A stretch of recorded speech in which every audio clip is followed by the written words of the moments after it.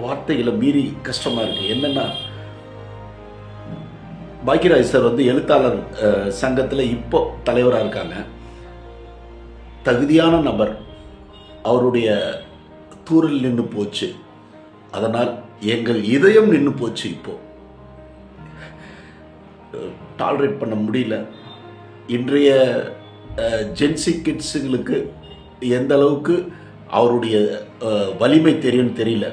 நீங்கள் ஒரு சினிமா எப்படி ஒரு கமர்ஷியலாக ஜாலியாக அதே நேரத்தில் ஒரு மெசேஜோடு பண்ணணுங்கிறதுக்கு ஒரு அந்தையல் நாட்கள் போதும், ஒரு கை ஓசை போதும்.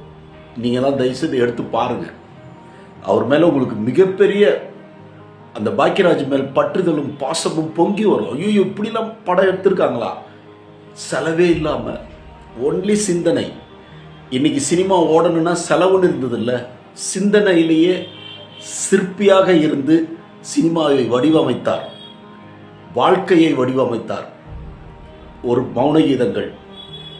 இன்னைக்கு நாங்கள் மௌனமாக அழறதை தவிர எங்களுக்கு வேற எந்த வழியும் இல்லை.